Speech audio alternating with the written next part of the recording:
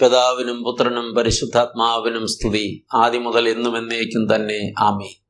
ദൈവ തിരുനാമത്തിന് മഹത്വം ഉണ്ടാകട്ടെ. കർത്താവായ യേശു ക്രിസ്തുവിൽ ഏറ്റവും വാത്സല്യമുള്ള ദൈവമക്കളെ, നോമ്പ് ചിന്തകളിലൂടെയാണല്ലോ കഴിഞ്ഞ പ്രാവശ്യം നാം കടന്നു പോന്നുകൊണ്ടിരുന്നത്. ദൈവം ആഗ്രഹിക്കുന്ന ശരിയായ നോമ്പ് എന്താണെന്ന് ചർച്ച ചെയ്തുകൊണ്ടിരിക്കുകയാണ് സമയം പൂർത്തിയായതും ആ സന്ദേശം പാതി വഴിയിൽ അവസാനിപ്പിച്ചതും. അതിൻ്റെ ബാക്കി പിന്നീട് പറയാമെന്ന് പറഞ്ഞിരുന്നത് പോലെ ഇപ്പോൾ അത് തുടരട്ടെ. ഇങ്ങനെ യെശയ്യാ പ്രവചനം 58-ാം അധ്യായത്തിൽ ദൈവം പ്രതീക്ഷിക്കുന്നതും ദൈവം പ്രസാദിക്കുന്നതുമായ നോമ്പനുഷ്ഠാന രീതിയെക്കുറിച്ച് ദൈവം സംസാരിക്കുകയാണ്. 7-ാമത്തെ വാക്യത്തിൽ ഇങ്ങനെ വായിക്കുന്നു: വിശപ്പുള്ളവന് നിന്റെ അപ്പം നുറുക്കി കൊടുക്കുക. അത് കഴിഞ്ഞ പ്രാവശ്യം പറഞ്ഞതാണ്. ദൈവമക്കളെ വീണ്ടും പറയുന്നു, അലഞ്ഞു നടക്കുന്ന സാധുക്കളെ നിന്റെ വീട്ടിൽ ചേർത്തുകൊള്ളുന്നത്.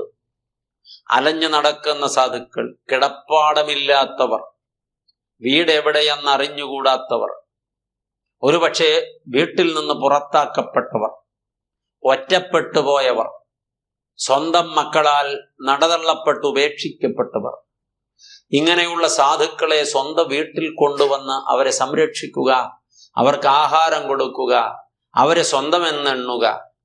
ഒരുപക്ഷെ പ്രായോഗികമായി ചിന്തിച്ചാൽ സ്വന്തം സുഖങ്ങൾക്കും സ്വന്തം ആനന്ദത്തിനുമപ്പുറം മറ്റൊന്നും കാണാത്തവർ, അല്ലെങ്കിൽ എൻ്റെ സ്വകാര്യ സുഖങ്ങളിലേക്കും ആനന്ദങ്ങളിലേക്കും മറ്റാരും കടന്നു കയറി എൻ്റെ സ്വകാര്യ ജീവിതത്തിൻ്റെ ആനന്ദത്തിന് വിഘ്നമുണ്ടാക്കരുതെന്ന് വിചാരിക്കുന്ന സ്വാർത്ഥ ചിന്തയുള്ള ആളുകൾ, അവർക്കൊരിക്കലും ഉൾക്കൊള്ളാൻ പറ്റാത്തൊരു കാര്യമാണ് ഇവിടെ പങ്കിടുന്നത്.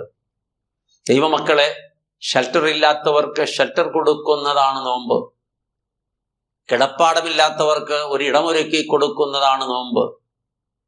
ഒരുപക്ഷെ നമുക്ക് നമ്മുടെ വീട്ടിൽ ഇടം കൊടുക്കാനാണ് ദൈവം പറഞ്ഞത്. നമ്മിൽ അവർക്കിടമുണ്ടായാൽ നമ്മുടെ വീട്ടിൽ അവർക്കിടമുണ്ടാകും.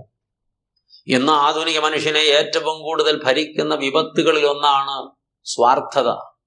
സ്വയത്തിനു വേണ്ടി മാത്രം കരുതുന്ന, സ്വയത്തെ മാത്രം സ്നേഹിക്കുന്ന, മറ്റാരെയും കാണാനോ സ്നേഹിക്കാനോ മനസ്സില്ലാത്ത ഒരു മാനസികാവസ്ഥ. ഇത് വളരെ അപകടകരമായ ഒരു മാനസികാവസ്ഥയാണ് എന്നുള്ളത് നമ്മളാരും തിരിച്ചറിയുന്നില്ല. നമുക്ക് ഇപ്രകാരമുള്ള ഒരു ചിന്ത നമ്മിൽ വരണം. ഈ അടുത്ത നാളിൽ അങ്ങനെ ചിന്തയുണ്ടായ ചില മനുഷ്യരെ കാണുവാനിടയായി. സ്വന്തം വീട് അനാഥർക്ക് അഭയകേന്ദ്രമാക്കി മാറ്റിയ ചില വിശുദ്ധ മനുഷ്യരെ കാണുവാൻ കഴിയും. അങ്ങേയറ്റം അവർ ദൈവവചനത്തിന്റെ ആഴമറിഞ്ഞവരാണ്. അവരുടെ സ്വന്തം വീട്ടുകാരും അവരുടെ അയൽക്കാരും അവരെ പണ്ട് മുതലേ അറിയാവുന്ന മനുഷ്യരും അവരെക്കുറിച്ച് അപ്പോൾ പറഞ്ഞത് അവർക്ക് ഭ്രാന്തായി എന്നാണ്. എന്നാൽ ശരിക്കും അവരുടെ ജീവിതത്തിൽ ഭ്രാന്ത് മാറി എന്നുള്ളതാണ് സത്യം. ഈ അലഞ്ഞു തിരിഞ്ഞ് നടക്കുന്നവരൊക്കെ ഞാൻ തന്നെയാണെന്ന കണ്ടെത്തലാണ് അവരെ തൻ്റെ വീട്ടിലേക്ക് വിളിച്ചു കൊണ്ടുപോയി ശുശ്രൂഷിക്കുവാനും സൽക്കരിക്കുവാനും അവർക്ക് കാഴ്ചപ്പാട് കൊടുത്തത്. യഥാർത്ഥത്തിൽ അന്ധത മാറി അവരുടെ. സ്വാർത്ഥത കൊണ്ടാണ് മനുഷ്യൻ അന്ധനായി പോകുന്നത്. ഈ സ്വാർത്ഥതയുടെ അന്ധത മാറിയാൽ വേദനിക്കുന്നവരെയും ഒറ്റപ്പെട്ടു പോയവരെയും തകർന്ന ജീവിതത്തിന്റെ ഉടമകളെയും ചേർത്ത് പിടിക്കാൻ കഴിയും. അത് ചെയ്യുന്നതാണ് ദൈവം പ്രസാദിക്കുന്ന നോമ്പ് എന്ന് ദൈവം തന്നെ കൽപ്പിച്ചരുളി ചെയ്യുമ്പോൾ നാം നമ്മുടെ ജീവിതത്തിൽ വ്യക്തമായി അതേക്കുറിച്ച് ഇനിയും ചിന്തിക്കണം. നമ്മുടെ വീട് തുറന്ന് അവിടെ ഈ അലഞ്ഞു തിരിഞ്ഞു നടക്കുന്നവരെ കൊണ്ടുവന്ന് പാർപ്പിക്കാൻ ഒത്തില്ലെങ്കിലും ദിവസത്തിൽ ഒരു നേരമെങ്കിലും വീട്ടിൽ വന്നവർക്ക് ആഹാരം കഴിക്കാൻ ഒരു അവസരം ഒരുക്കി കൊടുക്കുക. അതുപോലെ അവർക്ക് നനയാതെയോ ചൂടടിക്കാതെയോ കിടക്കാനുള്ള ഒരു കിടപ്പാടം ഉണ്ടാക്കാനായിട്ട് മനഃപൂർവമായി പരിശ്രമിക്കുക. അല്ലെങ്കിൽ അവരെ ഇതുപോലുള്ള ആളുകളെ സംരക്ഷിക്കുന്ന ഏതെങ്കിലും പ്രത്യേക ആതുരാലയത്തിൽ കൊണ്ടുചെന്നെത്തിക്കാനുള്ള മനസ്സെങ്കിലും കാണിക്കുക. അപ്പോൾ സ്വാഭാവികമായും നമ്മുടെ നോമ്പ് ദൈവസന്നിധിയിൽ പ്രസാദകരമായി തീരുകയാണ്. എന്നിട്ട് വീണ്ടും പറയുന്നു, നഗ്നനെ കണ്ടാൽ അവനെ ഉടുപ്പിക്കുന്നതും, നഗ്നനെ ഉടുപ്പിക്കുന്നതാണ് നോമ്പ്. ഇന്ന് ഒരുപാട് ആളുകൾ ഒരുപക്ഷെ ഒറ്റ വസ്ത്രവുമായി ജീവിക്കുന്നുണ്ട്. മറ്റൊരു വസ്ത്രം ഇല്ലാത്തത് കൊണ്ടാണ്. അത് കഴുകേണ്ടി വന്നാൽ, കഴുകാനിട്ടാൽ അവർക്ക് ധരിക്കാൻ വസ്ത്രമില്ലാത്തത് കൊണ്ട് ധരിച്ചിരിക്കുന്ന വസ്ത്രം കഴുകാതെ അവർ നടക്കുകയാണ്. വസ്ത്രത്തോടുകൂടെ കുളിക്കുന്ന ആളുകളുണ്ട്. കാരണം കുളിക്കുമ്പോൾ ആ വസ്ത്രത്തിലെ അഴുക്കുകൂടെ പോയി കിട്ടുമല്ലോ എന്നോർത്ത്. സോപ്പോ മറ്റ് സമാന വസ്തുക്കളോ ഉപയോഗിക്കാൻ അവർക്ക് പലപ്പോഴും കഴിയുന്നില്ല. കാരണം അത് വാങ്ങാനുള്ള പണമോ ത്രാണിയോ അവർക്കില്ല. ഇങ്ങനെയുള്ള മനുഷ്യരൊക്കെ ഈ കേരളത്തിലുണ്ടോ എന്നൊക്കെ ആളുകൾ ഇപ്പോൾ ചിന്തിക്കുന്നുണ്ടാകും. ഉണ്ട്, ധാരാളമായി ഉണ്ട്. അന്വേഷിപ്പീൻ, കണ്ടെത്തും. ഞാൻ എന്നിലേക്ക് തന്നെ കുനിഞ്ഞു നോക്കിക്കൊണ്ടിരുന്നാൽ എനിക്ക് ചുറ്റുപാടുമുള്ളതൊന്നും കാണാൻ കഴിയില്ല. എന്നിൽ നിന്ന് നോട്ടം പിൻവലിച്ചിട്ട് ഞാൻ ചുറ്റുപാടുകളിലേക്ക് കണ്ണു തുറന്ന് പിടിച്ചാൽ ഇതെല്ലാം എൻ്റെ ചുറ്റുപാടുണ്ടെന്ന് ഞാൻ കാണും. ഇങ്ങനെ കാണാനുള്ള വിവേകമുണ്ടായാൽ മതി. ഇവിടെ ഇപ്പോൾ പറഞ്ഞു വെച്ചതിൻ്റെ മറ്റൊരു തലം നാം മനസ്സിലാക്കണം. നാം എന്തുമാത്രം വസ്ത്രമാണ് വർഷം തോറും വാങ്ങിക്കൂട്ടുന്നത്. ഫാഷൻ അനുസരിച്ച്, അതുപോലെ കാലഘട്ടത്തിലെ ശൈലിക്കനുസരിച്ച് ഓരോരോ ഫംഗ്ഷൻ നടക്കുമ്പോഴുള്ള പുതിയ പുതിയ വസ്ത്രങ്ങൾ ധരിക്കാനുള്ള ആഗ്രഹത്തെ പ്രതി സമൂഹത്തിന്റെ മധ്യത്തിൽ നിൽക്കുമ്പോൾ നമുക്ക് പുതിയത് അവതരിപ്പിക്കുമ്പോൾ കിട്ടാവുന്ന കയ്യടിയെ പ്രതി വലിയ വില കൂടിയ വസ്ത്രങ്ങളുടെ വലിയ ശേഖരങ്ങൾ വാങ്ങിക്കൂട്ടി വീട്ടിലതെല്ലാം ഒരു ജൗളിക്കട കണക്കെ അട്ടിയിട്ട് അലങ്കരിച്ച് വെച്ചിട്ട് ഒരിക്കൽ മാത്രം ധരിച്ചിട്ട് പിന്നെ ഒരിക്കലും ധരിക്കാതെ കൂട്ടിവെച്ചിരിക്കുന്ന വസ്ത്രങ്ങൾ ഒത്തിരി പേരുടെ അലമാരകളിലുണ്ട്. അപ്പോഴാണ് ഇവിടെ പലരും ഉടുതുണിക്കും മറുതുണിയില്ലാതിരിക്കുന്നത്. ദൈവമക്കളെ, ഇത് നമ്മുടെ വിവേകത്തിൽ വരേണ്ട കാര്യമാണ്. അങ്ങനെ വരുമ്പോൾ കുറെ വസ്ത്രം പാവപ്പെട്ടവർക്ക് കൊടുക്കുക, അർഹതപ്പെട്ടവരെ തേടി കണ്ടുപിടിക്കുക. ഈ കഴിഞ്ഞ വർഷമുണ്ടായ മഹാപ്രളയത്തിൽ എല്ലാം നഷ്ടപ്പെട്ടു പോയ ഒത്തിരി ആളുകൾ ഉണ്ടായിരുന്നു. എല്ലാം നഷ്ടപ്പെട്ടു പോയ ഒത്തിരി ആളുകൾ. അവർക്ക് ആഹാരം പാചകം ചെയ്യാനുള്ള പാത്രങ്ങൾ മുതൽ, അവരുടെ വീട് മുതൽ, അവർ ധരിച്ചിരുന്ന വസ്ത്രങ്ങൾ ഒഴികെ അവർക്കുള്ള വസ്ത്രങ്ങളെല്ലാം വെള്ളത്തിൽ ഒഴുകിപ്പോയി. പിന്നത്തേതിൽ അവരെ വസ്ത്രം ധരിപ്പിക്കേണ്ടത് വസ്ത്രം ഒരുപാടുള്ളവരുടെ കടമയല്ലേ? ഉപയോഗിച്ച് തേഞ്ഞു തീർന്ന് പിഞ്ഞു കീറി ഉപയോഗശൂന്യമായ വസ്തുക്കൾ വീട്ടിൽ നിന്ന് ഒഴിവാക്കാനാണ് ആ സമയത്ത് പലരും വലിയ ദുരിതാശ്വാസ സഹായികളായി മാറിയത്. സത്യത്തിൽ പ്രിയപ്പെട്ടവരെ, എനിക്ക് വേണ്ടാത്തതൊക്കെ വീട്ടിൽ നിന്ന് ഒഴിവാക്കാൻ ഈ പാവങ്ങളെ കരുവാക്കേണ്ടിയിരുന്നില്ല. പലരും ദുരിതാശ്വാസ കേന്ദ്രങ്ങളിൽ എത്തിച്ച പലതും ഉപയോഗശൂന്യങ്ങളായ വസ്ത്രങ്ങളായിരുന്നു. അതൊക്കെ എന്തുമാത്രം അഹന്തയും സ്വാർത്ഥതയും ഉള്ളിലുള്ളത് കൊണ്ടാണ് അങ്ങനെ ചെയ്യാൻ കഴിഞ്ഞത്. അങ്ങനെ ഒരുപാട് ഉപയോഗശൂന്യമായ വസ്ത്രങ്ങൾ വന്ന് അടിഞ്ഞുകൂടിയപ്പോഴാണ് പഴയതൊന്നും ആരും കൊണ്ടുവരേണ്ട എന്ന് സർക്കാർ തലത്തിൽ ഒരു വിജ്ഞാപനമുണ്ടായത്, ഒരു പ്രഖ്യാപനമുണ്ടായത്. എന്നാൽ പുതിയതാരെങ്കിലും കൊണ്ടുവന്നോ കൊടുത്തോ അർഹതപ്പെട്ടവർക്ക് കിട്ടിയോ ഇതൊന്നും നമുക്കറിയില്ല. ഇപ്പോഴും ഉണ്ടല്ലോ പ്രിയപ്പെട്ടവരെ, ഇങ്ങനെ നല്ലതും അല്പം പഴയതെങ്കിലും ഉപയോഗിച്ചതെങ്കിലും വളരെ നല്ലതായ വസ്ത്രങ്ങൾ പ്രയോജനപ്പെടുന്ന, ഉപയോഗപ്പെടുന്ന, അർഹതപ്പെടുന്ന, ആവശ്യപ്പെടുന്ന ഒത്തിരി പേരുണ്ട്. ഈ കേരളത്തിന് വെളിയിൽ തമിഴ്നാട്ടിലേക്കോ അല്ല ആന്ധ്രയിലേക്കോ ഒക്കെ എത്തിപ്പെട്ടാൽ, കേരളത്തിൽ തന്നെ ചില ആദിവാസി ഊരുകളിലൊക്കെ ചെന്നുപെട്ടാൽ, പ്രിയപ്പെട്ടവരെ, വീട് വിട്ട് പുറത്തിറങ്ങാത്ത പ്രായപൂർത്തിയായ പെൺകുട്ടികൾ വരെ അവിടെ ഉണ്ട് എന്ന് പറയുമ്പോൾ വസ്ത്രമില്ല എന്ന കാരണത്താലാണത്. നമുക്കത് മനസ്സിലാകണമെങ്കിൽ നാം സമാന സാഹചര്യത്തിൽ ജീവിക്കണം. ആ സമാന സാഹചര്യത്തിൽ ജീവിക്കുന്നില്ല നമ്മൾ എന്നുള്ളത്, ജീവിച്ചിട്ടില്ല നമ്മൾ എന്നുള്ളത് ദൈവം നമുക്ക് തന്ന ഒരു മഹാഭാഗ്യമാണ്. അതുകൊണ്ട് നാം അന്ധരായിട്ടല്ല ജീവിക്കേണ്ടത്. നഗ്നരെ ഉടുപ്പിക്കുന്നത് നോമ്പ്. അവിടെ നമ്മുടെ ആർഭാടങ്ങളൊന്ന് കുറയ്ക്കണം. ഇനിയും ഞാൻ വാങ്ങാനിരിക്കുന്ന, ഈസ്റ്ററിന് ധരിക്കാനിരിക്കുന്ന മോടിയുള്ള വസ്ത്രത്തിന്റെ പണം ഞാൻ എനിക്കുള്ളതിൽ നല്ലതേതെങ്കിലും ധരിച്ചുകൊണ്ട് അർഹതപ്പെട്ട ഏതെങ്കിലും പാവങ്ങൾക്ക് ഉടുവസ്ത്രം വാങ്ങിച്ചു കൊടുക്കാൻ വേണ്ടി മാറ്റിവെക്കുന്നതിന്റെ പേരാണ് നോമ്പ്. അങ്ങനെയാണ് എൻ്റെ നോമ്പനുഷ്ഠാനം ദൈവഹിതപ്രകാരമാകേണ്ടത്. വീണ്ടും കർത്താവ് വ്യക്തമായി പറയുന്നു, നിന്റെ മാംസരക്തങ്ങളായിരിക്കുന്നവർക്ക് നിന്നെ തന്നെ മറയ്ക്കാതെ ഇരിക്കുന്നതാണ് നോമ്പ്. നിന്റെ മാംസരക്തങ്ങൾ എന്നാ ഉദ്ദേശിച്ചത് നിന്റെ കൂടപ്പിറപ്പുകൾ, നിന്റെ സഹജീവികൾ, നിന്റെ സഭയിലെ സഹവിശ്വാസികൾ എന്നിവരെയൊക്കെ കുറിച്ചാണ്. അവർക്ക് നിന്നെ മറയ്ക്കാതിരിക്കുക, അവരിൽ നിന്ന് നീ ഒളിച്ചോടാതിരിക്കുക, അവർക്ക് നീ അന്യനാകാതിരിക്കുക, അവരിൽ നിന്ന് നീ അകന്നു മാറാതിരിക്കുക. ദൈവമക്കളെ, ഇവിടെ നമുക്ക് വ്യക്തമായ കുറെ പരിശോധനകൾ ആവശ്യമുണ്ട്. ഇന്ന് അനേകരുടെയും ബന്ധങ്ങൾ ശരിയല്ല, കുടുംബ ബന്ധങ്ങൾ ശരിയല്ല, ഭാര്യാഭർത്തൃ ബന്ധങ്ങൾ ശരിയല്ല, ഉലച്ചിലുകളും അകൽച്ചകളും ഒക്കെ വന്നുപെട്ടിട്ടുണ്ട്. അങ്ങനെ ഏതെങ്കിലും ഭാര്യയോ ഭർത്താവോ കഴിഞ്ഞ നാളിൽ എന്തെങ്കിലും കാരണത്താൽ ആരെങ്കിലും ഒരാൾ കുറ്റം ചെയ്തതിന്റെ പേരിലാകാം, തെറ്റ് ചെയ്തതിന്റെ പേരിലാകാം, അല്ലെങ്കിൽ കലഹമുണ്ടായപ്പോൾ പരസ്പരം പറഞ്ഞ് വഷളായി പോയതിന്റെ പേരിലാകാം, ഏതെങ്കിലും വ്യക്തിയുടെ സ്വാർത്ഥതയുടെയോ അഹങ്കാരത്തിന്റെയോ പേരിലാകാം തമ്മിൽ അടിച്ച് പിരിഞ്ഞ്, അല്ല ഒരു വീട്ടിൽ തന്നെ രണ്ടാളുകളായി ഒന്നായി ജീവിക്കാൻ ദൈവം വിധിച്ച് വിളിച്ച രണ്ടുപേർ, ഭാര്യാഭർത്താക്കന്മാർ പിണങ്ങിയും പിരിഞ്ഞും ഇരിക്കുന്നെങ്കിൽ നിന്റെ പങ്കാളിയെ നീ നിന്നോടൊപ്പം ചേർത്ത് നിർത്തുന്നില്ലെങ്കിൽ നിന്റെ നോമ്പ് ദൈവത്തിന് സ്വീകാര്യമല്ലെന്നാണ് പറഞ്ഞത്. നിന്റെ പങ്കാളിയും നീയും ഒരു പായിൽ ഒരുമിച്ച് മുഴങ്കാൽ മടക്കി പരസ്പരം ക്ഷമിച്ച് ദൈവസന്നിധിയിൽ മാപ്പിരന്ന് പ്രാർത്ഥിക്കാത്തിടത്തോളം ആ നോമ്പ് നോമ്പാകുന്നില്ലെന്നാണ് കർത്താവ് പറഞ്ഞത്. അതുപോലെ പ്രിയപ്പെട്ടവരെ, ക്രിസ്തീയ പാരമ്പര്യത്തിലൊക്കെ ജ്വലിക്കുന്ന എത്രയോ പേരുടെ കുടുംബങ്ങളിൽ സഹോദരങ്ങൾ തമ്മിൽ യാതൊരു ബന്ധവുമില്ലാതെയായിട്ട് എത്ര വർഷങ്ങളായി. സ്വസഹോദരനെ കണ്ടാൽ മിണ്ടില്ല, അങ്ങോട്ട് പോകില്ല, ഇങ്ങോട്ട് വരില്ല, വന്നാൽ സ്വീകരിക്കില്ല, വന്ന കാര്യം എന്തെന്ന് പോലും തിരക്കില്ല, സ്വന്തം മക്കളുടെ വിവാഹം കൂടപ്പിറപ്പിനെ വിളിക്കില്ല, വീട്ടിലൊരാവശ്യം വിളിച്ചാൽ പോകില്ല. അതിന് ന്യായീകരണങ്ങൾ ഒരുപാടുണ്ട്. സ്വത്ത് പങ്കിട്ടപ്പോൾ അവൻ എന്നെ പറ്റിച്ചു, അതല്ലെങ്കിൽ അവൻ എന്നെ ആക്ഷേപിച്ചു, അവൾ എന്നെ ആക്ഷേപിച്ചു, അവരെനിക്ക് അർഹതപ്പെട്ട ഷെയർ ഓഹരിയൊക്കെ കൈവശപ്പെടുത്തി.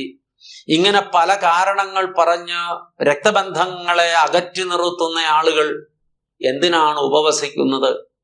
എന്തിനാണ് കുമ്പിട്ട് നമസ്കരിക്കുന്നത്? എന്തിനാണ് നോമ്പെടുക്കുന്നത്? ദൈവത്തിന് ആ നോമ്പ് കയ്പാണെന്നാണ് ദൈവം പറഞ്ഞത്. നീ വിട്ടുവീഴ്ച ചെയ്യ്, നീ ക്ഷമിക്ക്, നീ താഴേക്കിറങ്ങ്, നിന്റെ രക്തബന്ധങ്ങളെ കണ്ടുപിടിക്ക്, അവരിലേക്ക് എത്തണം നിന്റെ നോമ്പ്, അവർ നിന്നിലേക്ക് എത്തണം, അപ്പോഴാ നോമ്പ് നോമ്പാകുന്നത്.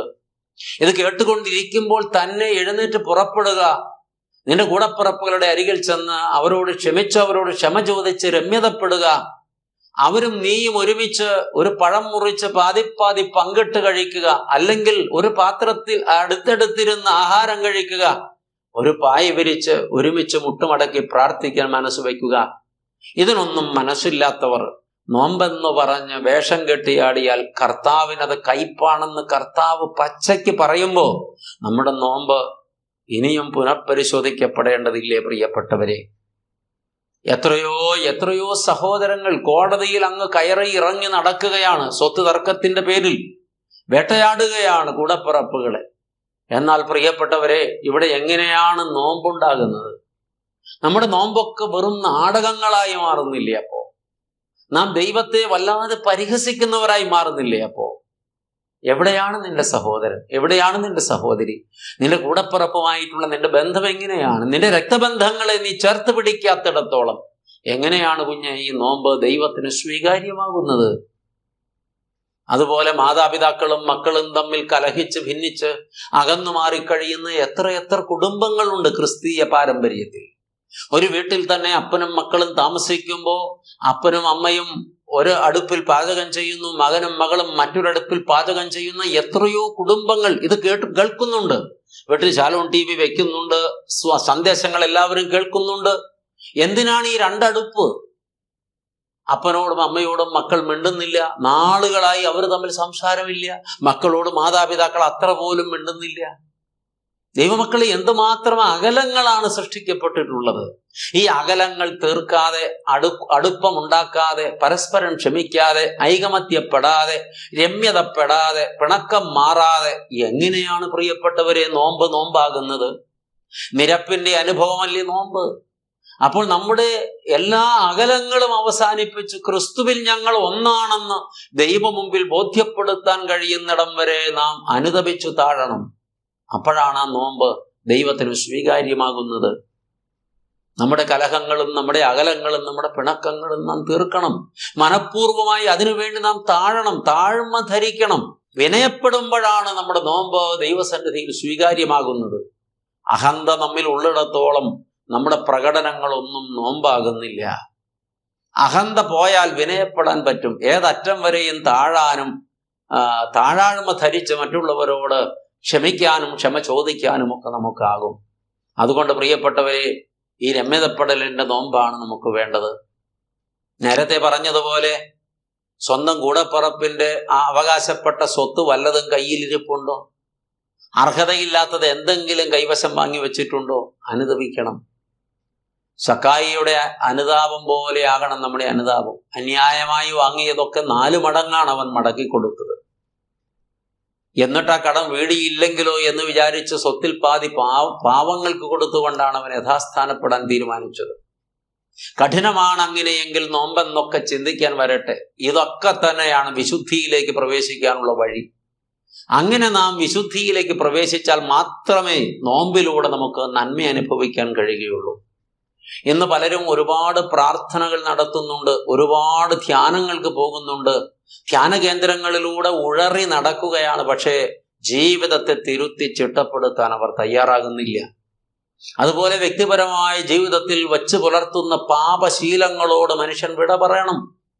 മദ്യപാനം ഒരുപാട് പേരുടെ ജീവിതത്തെ ആഴത്തിൽ ഗ്രസിച്ചിരിക്കുന്ന, വ്യക്തിപരമായി ഒരുപാട് ദോഷങ്ങളും ശാപങ്ങളും വരുത്തി വയ്ക്കുന്ന, ധനനഷ്ടവും മാനനഷ്ടവും ആത്മനഷ്ടവും സ്വർഗനഷ്ടവും വരുത്തുന്ന വളരെ നീചമായ ഒരു പാപമാണത്. എവിടെയും സുലഭമായി കിട്ടുന്ന ഈ സാധനം വാങ്ങി ആവോളം ആസ്വദിച്ചിട്ട് കുടുംബത്തിൽ കലഹമുണ്ടാക്കി ഭാര്യയെ മക്കളെ ഒരുപാട് മുറിവേൽപ്പിച്ചു. അവരനുഭവിക്കേണ്ട പണം ഇങ്ങനെ മദ്യപാനത്തിന് വേണ്ടി ചെലവഴിച്ച് വീട് പട്ടിണിയാക്കി. ദൈവമക്കളെ, ഈ ഒരു സാഹചര്യത്തിൽ ഇതെല്ലാം വിട്ടുപിരിഞ്ഞ് എന്നേക്കുമായി ദൈവപക്ഷത്തേക്ക് മാറാനുള്ള മനസ്സുണ്ടാകണം. പുകയില ഉൽപ്പന്നങ്ങൾ വലിച്ചു കയറ്റുന്നവരും ചവച്ചു തുപ്പുന്നവരും അറിയുക, അത് മാരകമായ ക്യാൻസറിന് കാരണമാകും. അത് ദൈവസന്നിധിയിലുള്ള വലിയ കുറ്റമായി നാം കാണണം. അതിനോടൊക്കെ വിട പറയാനുള്ള മനസ്സ് ഈ നോമ്പുകാലത്ത് നമുക്കുണ്ടാകണം. അതുപോലെ നമ്മുടെ സ്വാർത്ഥമായ പല ആഗ്രഹങ്ങളും ചിന്തകളും പെരുമാറ്റ രീതികളും ഒക്കെ, ആർഭാട ജീവിതവും ഒക്കെ നാം അവസാനിപ്പിച്ച് വിനയം ധരിച്ച് നമ്മുടെ ജീവിതത്തിലെ വ്യക്തിപരമായ തെറ്റുകളൊക്കെ തിരുത്താനുള്ള മനസ്സ് നമുക്കുണ്ടാകണം. ഒരുപാട് ആളുകൾ ഈ കാലഘട്ടത്തിലും അതുപോലെ തന്നെ അരുതാത്ത ബന്ധങ്ങളിൽ കുരുങ്ങിക്കിടക്കുകയാണ്. ജീവിത പങ്കാളി ഉണ്ടെങ്കിലും അരുതാത്ത മറ്റു ചില പങ്കാളികളെ ജീവിതത്തിൽ കൂട്ടിയിരിക്കുകയാണ്. എത്ര കുടുംബങ്ങളാണ് ഇതിന്റെ പേരിൽ ഭിന്നിച്ചും കലഹിച്ചും പോകുന്നത്. ജീവിത പങ്കാളിയും മക്കളും വീട്ടിലുള്ളപ്പോൾ തന്നെ മറ്റൊരു പുരുഷനോടോ മറ്റൊരു സ്ത്രീയോടോ അവിഹിതമായ ബന്ധങ്ങൾ സ്ഥാപിച്ചെടുക്കുക.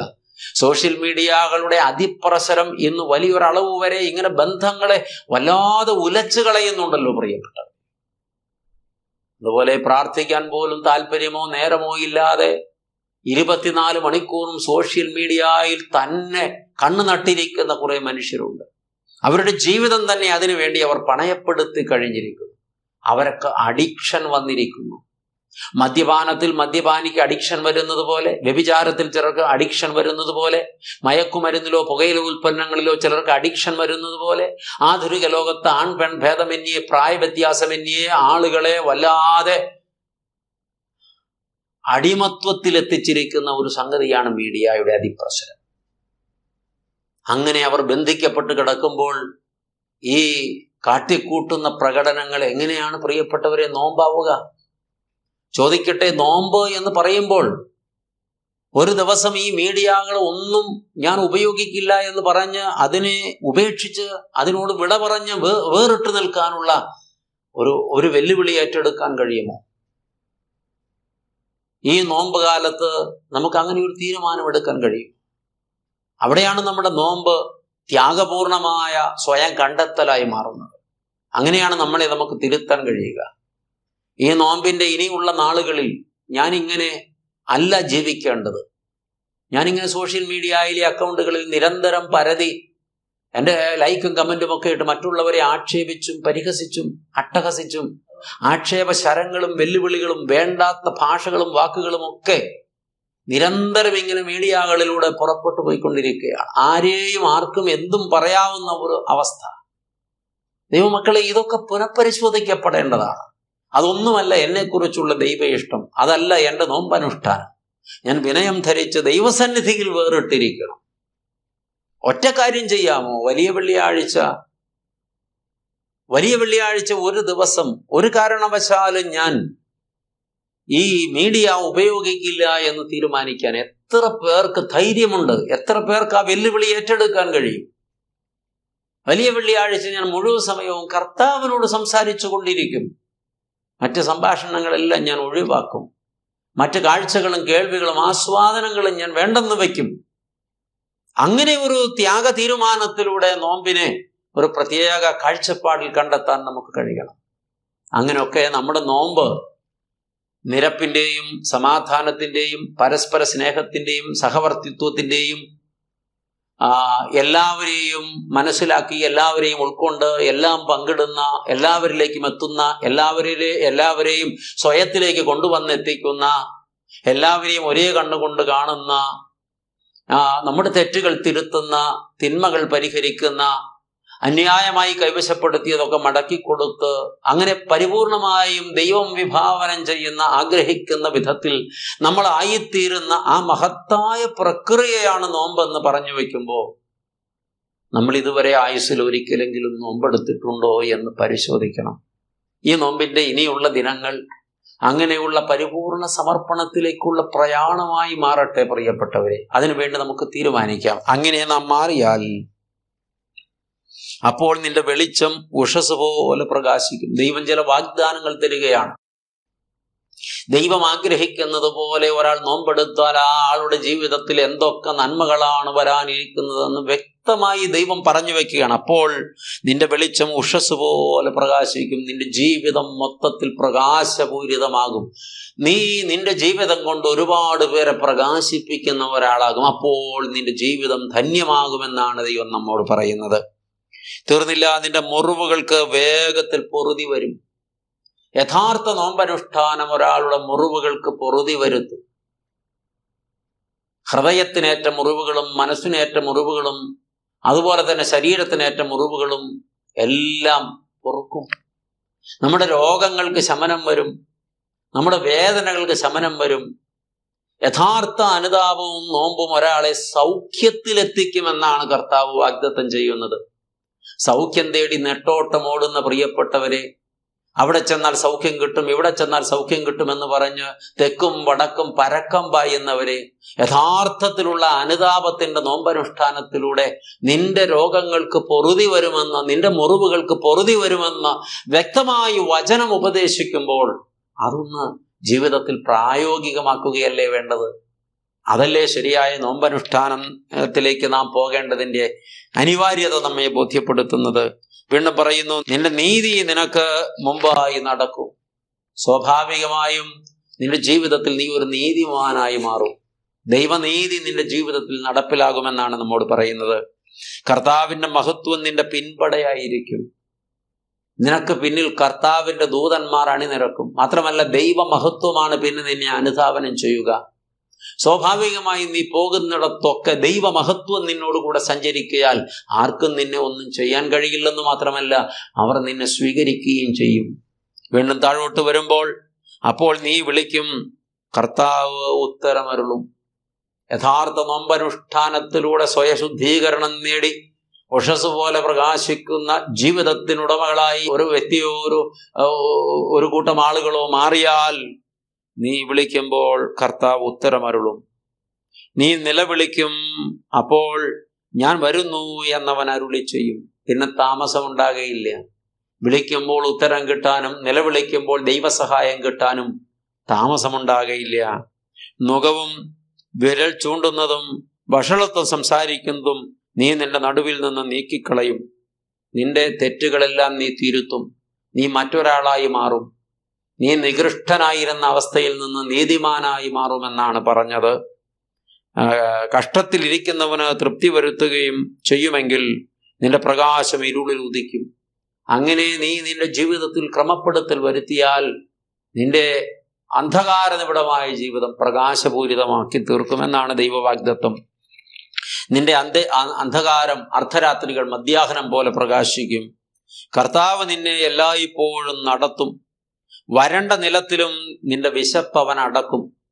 മരുഭൂമിയിലും അവൻ നിനക്ക് സമൃദ്ധി നൽകും. നിന്റെ അസ്ഥികളെ അവൻ ബലപ്പെടുത്തും. വെള്ളം വറ്റിപ്പോകാത്ത നീരുറവ പോലെ നീ ആകും. നിനക്ക് സമൃദ്ധി ഉണ്ടാകും, നിരന്തര സമൃദ്ധി ഉണ്ടാകും. നിന്റെ സന്തതി പുരാതന ശൂന്യങ്ങളെ പണിയും. നിന്റെ തലമുറയും അനുഗ്രഹിക്കപ്പെടും. തലമുറ തലമുറയായി കിടക്കുന്ന അടിസ്ഥാനങ്ങളെ നീ കെട്ടിപ്പൊക്കും. കേടു തീർക്കുന്നവനെന്നും കുടിയിരിപ്പാൻ തക്കവണ്ണം പാതകളെ യഥാസ്ഥാനപ്പെടുത്തുന്നവനെന്നും നിനക്ക് പേർ വരും. യഥാർത്ഥ നോമ്പനുഷ്ഠാനം നടത്തുന്നവർക്ക് ഒരുപാട് വാഗ്ദാനങ്ങളാണ് ദൈവം തരുന്നത്. ഇന്ന് പലരും ഈ വിധത്തിലൊക്കെ ജീവിതം ചിട്ടപ്പെടുത്താൻ മനസ്സില്ലാതെ കുറെ പട്ടിണി കിടക്കുകയോ കുറെ പ്രകടനങ്ങൾ നടത്തുകയോ ചെയ്തിട്ട് ദൈവത്തോട് വിലപേശുകയാണ്. ദൈവം പറഞ്ഞു, നീ ആകേണ്ടതുപോലെ നീ ആയാൽ നിനക്ക് വേണ്ടി ഞാൻ ആകേണ്ടതുപോലെ ആകും എന്ന്. ഈ നോമ്പ് യഥാർത്ഥത്തിൽ നമ്മുടെ യഥാസ്ഥാനപ്പെടലായി മാറട്ടെ. അതിനെല്ലാവർക്കും ഭാഗ്യമുണ്ടാകട്ടെ എന്ന് ആശംസിക്കുന്നു. നന്മകൾ നേരുന്നു. ദൈവം അനുഗ്രഹിക്കട്ടെ. പ്രാർത്ഥിക്കാം. സ്നേഹവാനായ ദൈവമേ, സ്വർഗീയ പിതാവേ, കേൾപ്പിച്ച വിലപ്പെട്ട സന്ദേശങ്ങൾക്കായിട്ട് സ്തോത്രം. യഥാർത്ഥത്തിൽ ഞങ്ങളുടെ നോമ്പനുഷ്ഠാനം എങ്ങനെയായിരിക്കണമെന്ന്, നോമ്പിലൂടെ ഞങ്ങൾ എന്ത് കണ്ടെത്തണമെന്ന്, ദൈവമേ അതിലൂടെ ഞങ്ങൾക്ക് എന്തൊക്കെ നേട്ടങ്ങൾ ഉണ്ടാകുമെന്ന് കാര്യകാരണ സഹിതം ഞങ്ങളോട് അവിടുന്ന് സംസാരിക്കുകയായിരുന്നല്ലോ. ഞങ്ങളുടെ ജീവിതത്തിൽ ഒരുപാട് മേഖലകൾ ക്രമം കെട്ട് കിടപ്പുണ്ട്. സ്വാർത്ഥതയാലും അഹങ്കാരത്താലും ദൈവമേ ഒത്തിരി പേരെ ഞങ്ങൾ മുറിവേൽപ്പിച്ചിട്ടുണ്ട്, വേട്ടയാടിയിട്ടുണ്ട്, കൊള്ളയടിച്ചിട്ടുണ്ട്, മാറ്റി നിർത്തിയിട്ടുണ്ട്, ഒറ്റപ്പെടുത്തിയിട്ടുണ്ട്, അപമാനിച്ചിട്ടുണ്ട്. ഒരുപാട് പേരോട് യാതൊരു ബന്ധവുമില്ലാതെ അത് മുറിച്ചു മാറ്റിയിട്ടുണ്ട്. അത് രക്തബന്ധങ്ങളിൽ പലതും ഞങ്ങൾ അകറ്റിക്കളഞ്ഞിട്ടുണ്ട്. ഞങ്ങൾ ദൈവപ്രസാദം നേടേണ്ടതിന്, ഞങ്ങളുടെ നോമ്പ് തിരുസന്നിധിയിൽ സ്വീകാര്യമാകേണ്ടതിന്, അതിനാൽ ഞങ്ങൾ അനുഗ്രഹിക്കപ്പെടേണ്ടതിന്, ഞങ്ങളുടെ തലമുറകൾ അനുഗ്രഹിക്കപ്പെടേണ്ടതിന് ഞങ്ങൾ ഞങ്ങളുടെ തെറ്റുകളെല്ലാം തിരുത്തുന്നു. ഞങ്ങളുടെ പാപങ്ങളെല്ലാം ഞങ്ങൾ ഉപേക്ഷിക്കുന്നു. ഞങ്ങൾ വാസ്തവമായും യഥാസ്ഥാനപ്പെടുവാൻ തീരുമാനിക്കുന്നു. അങ്ങ് ആഗ്രഹിച്ചതുപോലെ ഞങ്ങൾ ആയിത്തീരണമേ. അങ്ങനെ ഞങ്ങളെ ആക്കി തീർക്കണമേ. വിനയത്തോടെ പാദപീഠത്തിൽ അർപ്പിക്കുന്നു നാഥ. ഞങ്ങളുടെ പ്രാർത്ഥന കേട്ടതുകൊണ്ട് സ്തോത്രം. ഞങ്ങൾ നിനക്കും നിന്റെ പിതാവിനും പരിശുദ്ധാത്മാവിനും സ്തുതി സ്തോത്രങ്ങൾ അർപ്പിക്കുന്നു, ഇപ്പോഴും എപ്പോഴും എന്നേക്കും തന്നെ. ആമേൻ.